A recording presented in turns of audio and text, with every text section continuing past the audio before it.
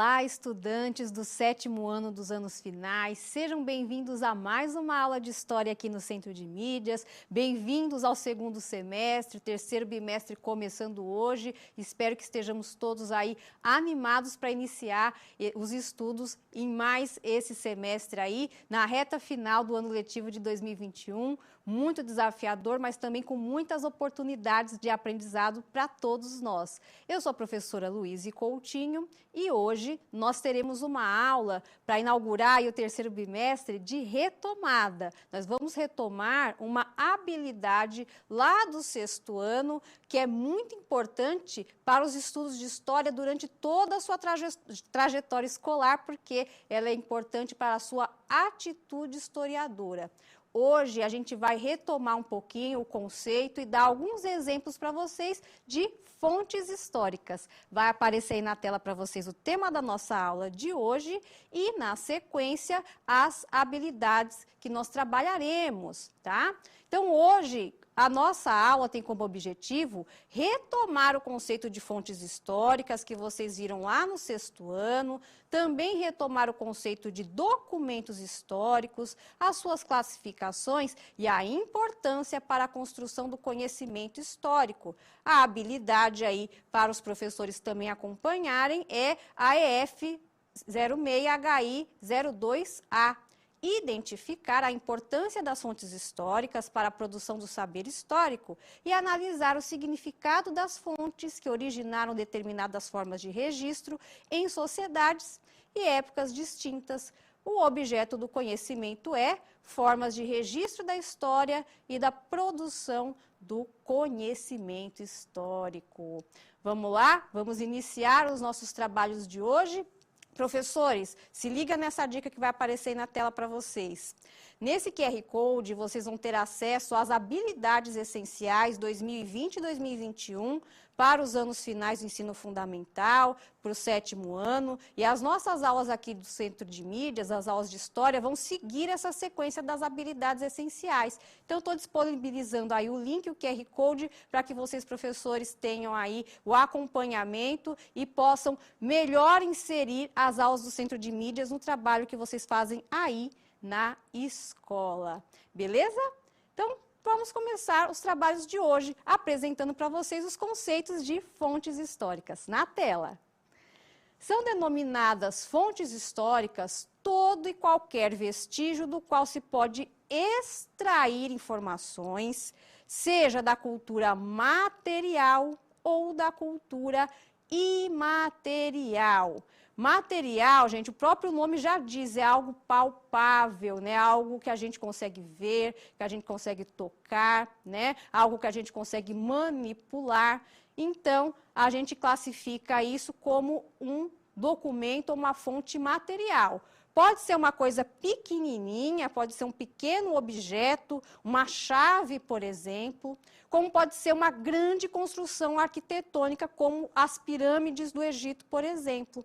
Aí na tela vocês estão acompanhando duas imagens. A imagem do seu lado esquerdo, essa mais clarinha, mostram alguns fósseis, né, de animais aí que remontam ao período Jurássico, né? Isso fica lá nos Estados Unidos, em Utah, tá bom? E na imagem da direita, a gente vê uma grande biblioteca cheia de livros, tá? Se a gente for pegar um ossinho, né, um fóssil ali daquele sítio arqueológico ou um livro da biblioteca, nós estaremos falando de documentos históricos, tá? Um fóssil, um livro, um pequeno objeto é um documento do qual a gente tira informações. Já o conjunto deles, o conjunto de documentos, ou seja, o sítio arqueológico ou a biblioteca, é o que a gente vai chamar aí de fonte, ou seja, é um local onde você consegue ter acesso a vários documentos, certo? Beleza até aqui? Lembra que a gente estava falando agora há pouco de material e imaterial, vestígios da cultura material, que a gente toca, a gente pega, a gente manipula, a gente consegue extrair informações? Também temos o imaterial, é algo que a gente não consegue pegar, que a gente não consegue tocar, mas que a gente conhece, né? Uma lenda, por exemplo, um costume de um determinado povo, uma tradição, tudo isso são fontes ou documentos imateriais. Fazem muito parte da nossa cultura, parte da nossa vivência, mas não é algo que a gente pode exatamente tocar com as nossas mãos. Na tela vão aparecer para vocês 2 exemplos aí e eu vou querer que vocês respondam para a gente no chat, se vocês sabem dar exemplos de fontes materiais e imateriais. Vocês podem responder essa pergunta com base nessas 2 imagens que estão aparecendo na tela.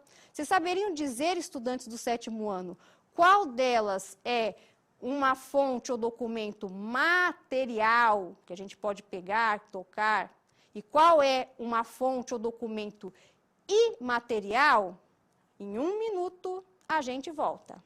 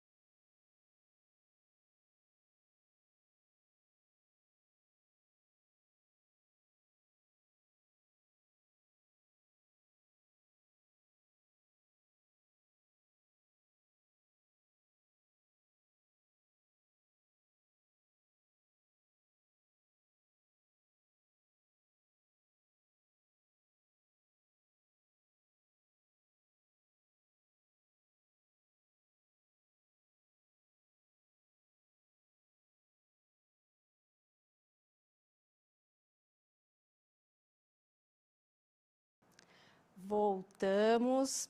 E aí, será que vocês acertaram aí a pergunta? Será que vocês conseguiram identificar exemplos de fonte material ou imaterial? Vamos voltar ali para a nossa tela para a gente dar a devolutiva para vocês e depois a gente vai pegando respostas aqui do nosso chat, beleza? Na tela para vocês, as 2 imagens que a gente acabou de trabalhar aí, né? Nós temos do lado esquerdo da sua tela uma imagem de um dançarino, na verdade, vários dançarinos, de uma dança típica ali de Pernambuco, que é o frevo, né? Muito aí dançado, curtido no carnaval, lá em Pernambuco, principalmente na cidade de Olinda, que é justamente a imagem do lado direito da sua tela, onde a gente consegue ver aí uma vista belíssima da cidade de Olinda, em Pernambuco. A própria cidade de Olinda é uma fonte material. Então, vocês estão vendo aí as casas que remontam ao período colonial brasileiro, né? As construções típicas aí. É como se fosse um museu a céu aberto. Já a dança, né? Você não pega a dança nas mãos, né, pessoal? A gente não consegue tocar, mas a gente consegue vê-la, apreciá-la a partir do momento em que os sujeitos históricos, ou seja, as pessoas, praticam a dança. E quando essa dança está inserida dentro de um contexto de cultura, né, como é o caso aí do carnaval, a gente tem o exemplo claro de uma fonte imaterial. Então, se a cidade de Olinda, né, onde acontece também o carnaval, e a gente consegue ver, tocar as construções, ver como ela foi organizada e construída, aí a gente está falando de uma fonte material. Quem também colocou isso para a gente no nosso chat brilhantemente, né, para pegar aí respostas dos estudantes, foram as estudantes Ariadne e Isabelle, lá de Guarulhos, que responderam corretamente. A imagem 1, a do frevo, é imaterial, uma fonte imaterial, e a cidade de Olinda, uma fonte material. Muito bem, pessoal, parabéns a todos que responderam aqui no nosso chat. E agora a gente vai para mais um momento de interação. Dessa vez, estudantes, vocês vão extrair a informação de uma fonte, ou melhor, de um documento histórico. Dá uma olhadinha na tela. Observem bem esse desenho que foi feito aí nas paredes de uma caverna, ou seja, a famosa pintura rupestre. Essa imagem foi produzida ali entre 40 e 30 mil anos atrás. Será que essa imagem nos comunica algo? Se sim, o que ela nos diz? Em 1 minuto, a gente volta.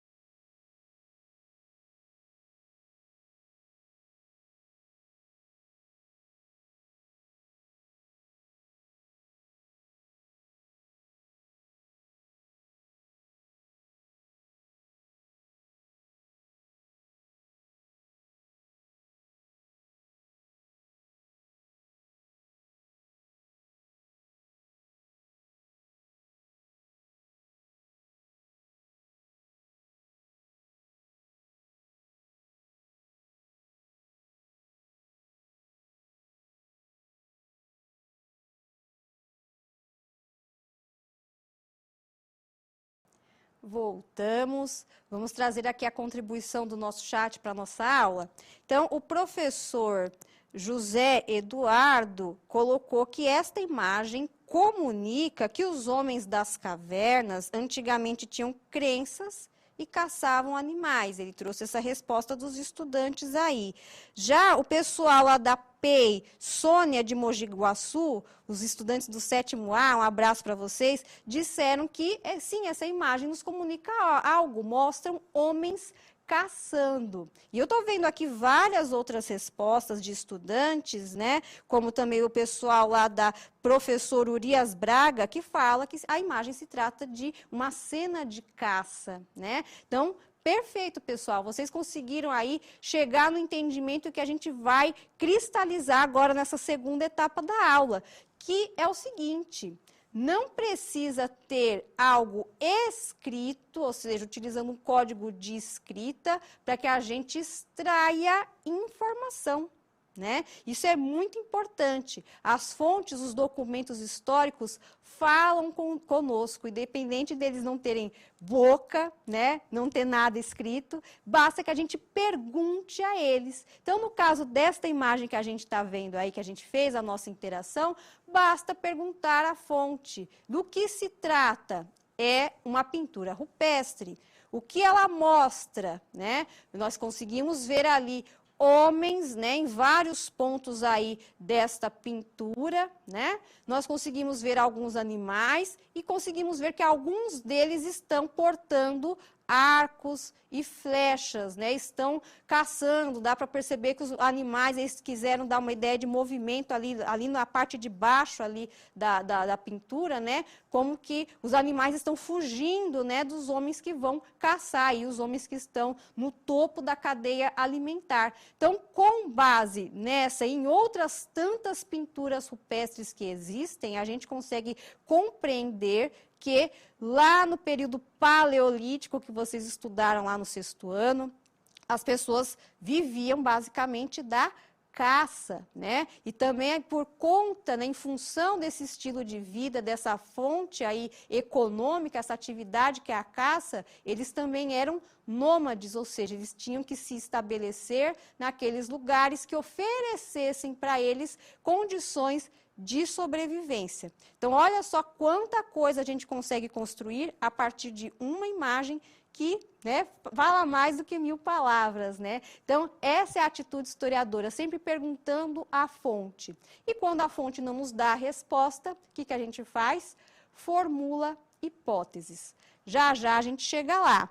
Uma coisa que é importante a gente ter em mente, pessoal, é que esse termo pré-história que a gente usa justamente para falar desse período histórico aí do Paleolítico, do Neolítico, essa palavra, esse termo pré-história, ele pode ser um pouquinho problemático, digamos, justamente porque durante muito tempo, já numa história recente, os historiadores acreditavam que as fontes e os documentos históricos que eram legais, que aqueles que forneciam informações importantes, eram aquelas fontes escritas, tá?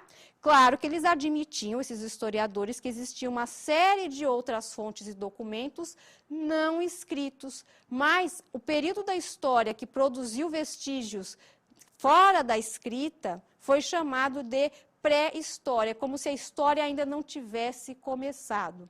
Será que é bem assim? Será que a escrita ela é um marco inicial da história? Vamos fazer uma leitura compartilhada? Dá uma olhadinha na tela. A cronologia tradicional denomina pré-história todo o período anterior à invenção da escrita. Os historiadores determinam que os marcos cronológicos que consideram mais relevantes por meio de uma pesquisa das fontes históricas, que é conduzida de acordo com alguns critérios escolhidos pelo especialista. Em função disso, no Ocidente, tornou-se tradicional seguir a divisão da história baseada nos marcos da história europeia em Idade Antiga, Idade Média, Idade Moderna e Idade Contemporânea. Ah, professora, eu estou lembrando desses períodos da pré-história numa linha do tempo que eu já vi num livro de história. É isso mesmo, tá? Já já a gente vai conferir essa linha do tempo aí, e é muito importante a gente marcar a questão da história europeia que o texto está trazendo para a gente, tá? O marco inicial correspondente à invenção da escrita, que foi por volta ali de 4.000 a.C., toda a trajetória anterior dos homens, desde o aparecimento dos hominídeos, tem sido tradicionalmente denominada pré-história, tá? Então, uma coisa que tem que ficar muito claro aqui, essa questão da história ser dividida em antes da escrita pré-história e depois da escrita história oficial, a gente historiador está revisando isso. Até porque essa linha do tempo, ali, idade pré-história, idade antiga, idade média, ela remete muito à história da Europa. É por isso que essa linha do tempo que a gente tão comumente encontra nos livros didáticos é aquilo que a gente chama de linha do tempo eurocêntrica. Dá uma olhadinha aí na tela, pessoal. Então, a linha do tempo eurocêntrica, ela vai fazer aquela chamada divisão entre antes da escrita e depois da escrita. Então, o período antes da escrita é o que a gente vai chamar de pré-história, né? Os vestígios, os documentos históricos, né, utilizados para a gente contar a história dos seres humanos naquele período, não são escritos. Então, nós temos restos de fogueiras, nós temos a questão da própria agricultura, os instrumentos utilizados para a caça, para a agricultura, né? Algumas tecnologias que os seres humanos foram desenvolvendo, primeiramente utilizando pedras, né? Inclusive essa questão das pedras, lá, pedra lascada, pedra polida, depois o descobrimento da metalurgia vai até nomear esses chamados 3 períodos da pré-história. Olha só.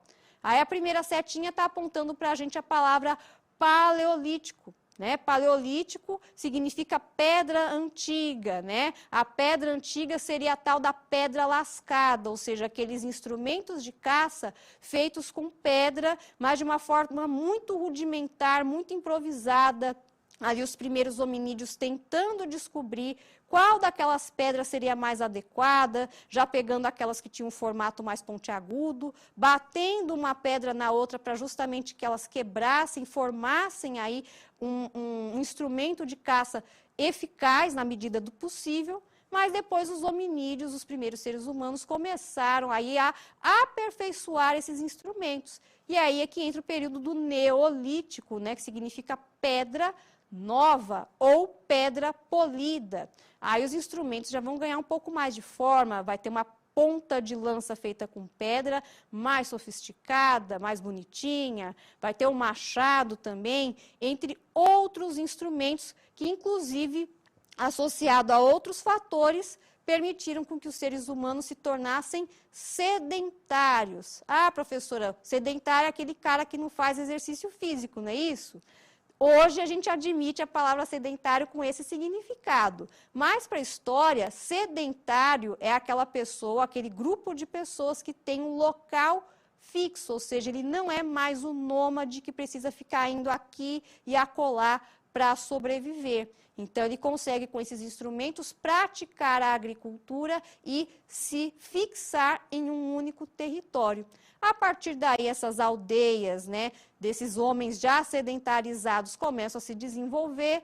Outras tecnologias feitas agora com metal, o bronze foi muito utilizado aí nesse momento, né, já dão um outro passo, um outro significado para essa chamada pré-história, e é aí que começa a transição da pré-história, idade dos metais, onde as primeiras civilizações começam a surgir, para a tal da idade antiga, que aí vão entrar as grandes civilizações lá, Egito, Mesopotâmia, depois Grécia, Roma, e assim por diante, certo? Então, o que é muito importante a gente frisar, pessoal, é que essa linha do tempo, ela vai contar a partir dos vestígios, ou seja, dos documentos e das fontes, a história lá do hemisfério norte, porque a grande maioria desses vestígios e fontes são localizados naquela região do mundo. É por isso que a gente fala linha do tempo eurocêntrica, ou seja, a linha do tempo eurocêntrica não serve para contar a história de todas as pessoas do mundo inteiro, porque o território da Terra terrestre, né, o planeta começou a ser ocupado em diferentes momentos. Então, essa linha do tempo que eu acabei de mostrar para vocês, por exemplo, não vai ajudar muito a contar a história do homem americano, ou seja, da ocupação do nosso continente, a história dos paleoameríndios. Que palavrão, professora! Paleoameríndios, quem são ou o que são os paleoameríndios? Dá uma olhadinha na tela. Os paleoíndios, ou paleoameríndios, ou paleoamericanos, são termos utilizados para designar os primeiros povos que entraram e, posteriormente, habitaram o continente americano durante os últimos episódios glaciais do Pleistoceno tardio. Meu Deus, professora, quanta palavra difícil, né? O Pleistoceno é uma era ali geológica que é caracterizada pelas glaciações, ou seja, eras onde o frio era muito contundente no planeta Terra, tá? E aí a gente tem a imagem de alguns desses paleoamericanos ou paleoameríndios caçando um animal pré-histórico. A história dos paleoameríndios, ou seja, aqueles que ocuparam o nosso continente, ela vai seguir outros vestígios, né? Vai seguir outros caminhos. Para a gente traçar a pré-história da América ou, né, do próprio Brasil, quais tipos de documentos ou fontes históricas vocês acham, estudantes, que os historiadores pesquisaram para a gente escrever esse capítulo aí da história, a origem do homem americano? Está na hora da gente formular uma hipótese. Dá uma olhadinha na tela. De quais tipos de fontes materiais os historiadores se utilizaram para elaborar uma linha do tempo dos povos da América?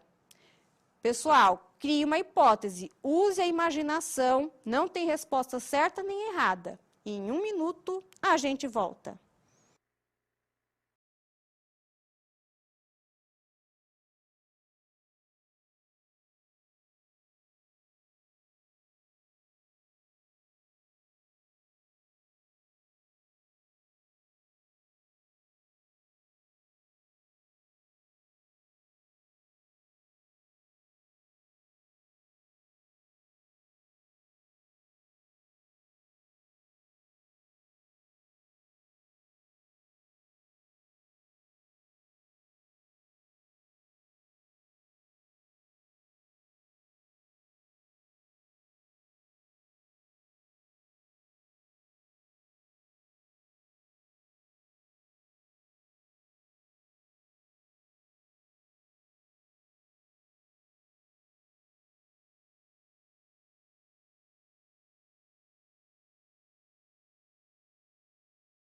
Voltamos. A galera falando de várias hipóteses fósseis, restos de fogueiras, utensílios de caça. É isso mesmo. Vários desses artefatos aí foram encontrados em várias regiões da América, incluindo no Brasil, e fizeram com que uma outra linha do tempo fosse traçada. Então, para a gente encerrar a nossa aula, se a gente fosse contar a história dos paleoameríndios, da origem do homem americano, talvez a linha do tempo utilizada seria essa aí que vai aparecer na tela para vocês, tá? Então, os períodos aqui já não são lá paleolítico, neolítico, nem idade dos metais. É o paleoíndio, o arcaico e o formativo. Cada um deles com as suas características, e vocês notem que a temporalidade já é bem recente, tá bom? Bom, no repositório vocês podem encontrar essa aula, tem outras atividades propostas ali, e eu espero que vocês tenham gostado. Sejam bem-vindos ao terceiro bimestre, vamos continuar juntos no nosso trabalho aí até o final do ano. Não esqueçam de avaliar a nossa aula no final, e até a próxima. Muito obrigada, pessoal!